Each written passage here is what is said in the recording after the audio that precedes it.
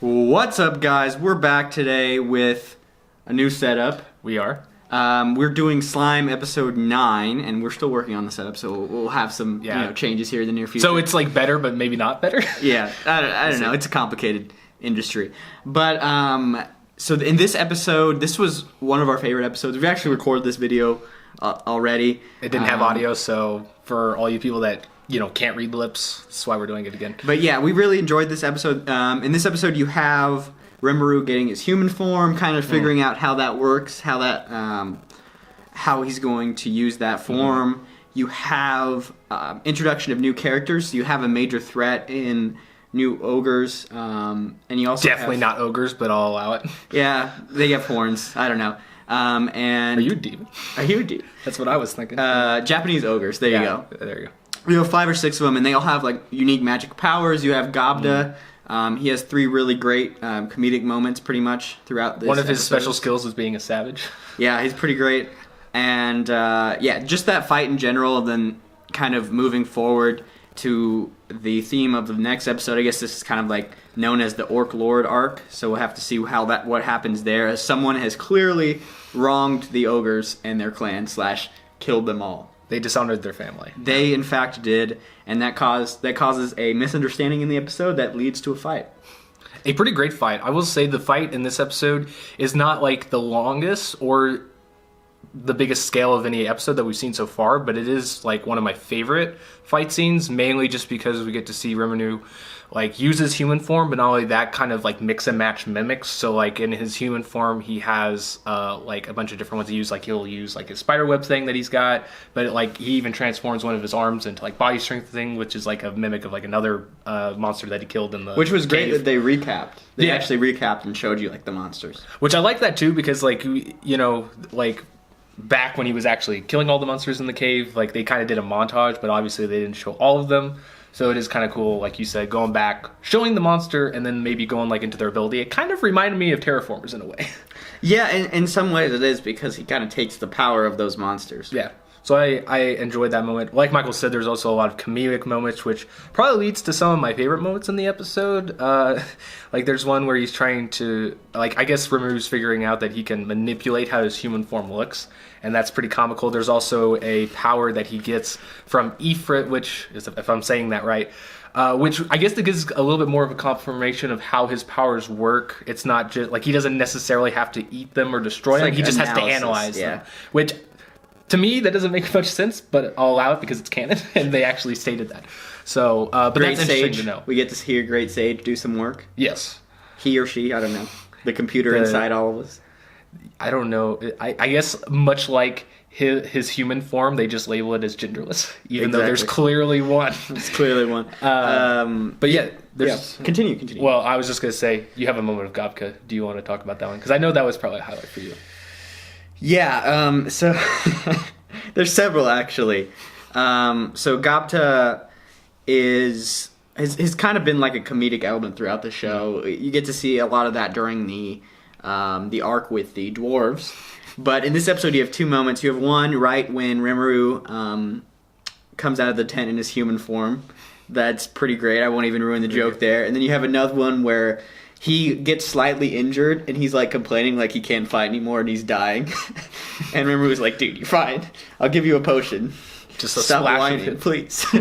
And then one of the aspects that we talked about, since we do Goblin Slayer in this show, one of the aspects that's different is kind of the colorful nature of the show and animation quality. I really think this episode highlighted how much money and effort they put into the show, especially with the fight scenes. And also, just the colorful nature of the show. You have vibrant colors throughout, and there is a callback to the fire attack from a couple episodes back, where Rimuru owns. Yeah, that's pretty great. I agree with that because, there's, like, I think it helps kind of depict the theme in a little bit of sense, because it is like a lighthearted show.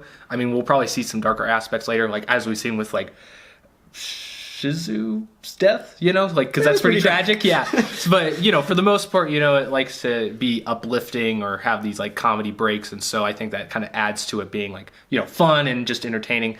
But one of the things that's actually I guess you could say the most important part of this episode is seeing new characters, the introduction of the ogres.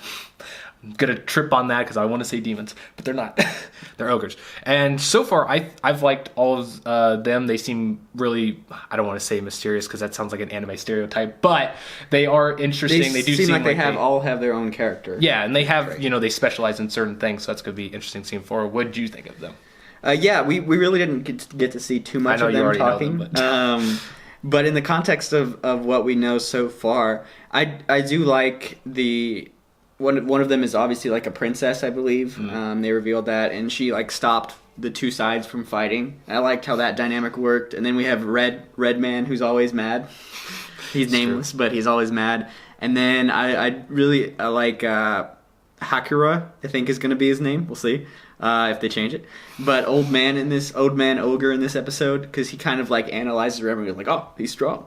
Why are the old men like super likable in the show? Every time. Every one of them. Every time. So what do you expect moving forward? I mean, I think, with the little bit of the drop we got at the end of the episode with, Rimmer asking, what's your name? And he's like, oh, I don't have a name. It's like, oh, yeah, I forgot most people don't have a name. I'm like, I'm pretty sure that's leading towards, like, he's going to end up naming them. They're probably going to come into the fold somehow. He might even, enlist his powers to help them in some cause. Or we might even figure out there's a connection between who attacked them and the person Shizu was going after, maybe. So looking forward to that. I'm sure there's going to be some connection down the road. As you could probably tell in the intro, they're pretty prominent. Yeah, they're pretty prominent, and their appearance is slightly different. I wonder why. Maybe it's because they evolved. Who knows? Who knows? Darwinism.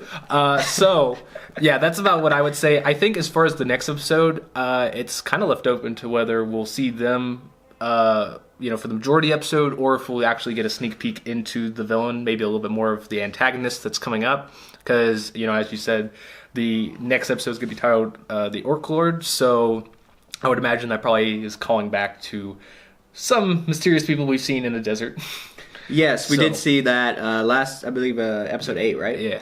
In addition, there is one more race besides orcs that we haven't touched yet. I think they acknowledged it like 3 or 4 episodes ago, which was lizardmen. So I have to see where the lizardmen are and how they kind of play a role in the story moving forward. Or maybe there's just no lizardmen. It's possible. They were all taken by Ainz.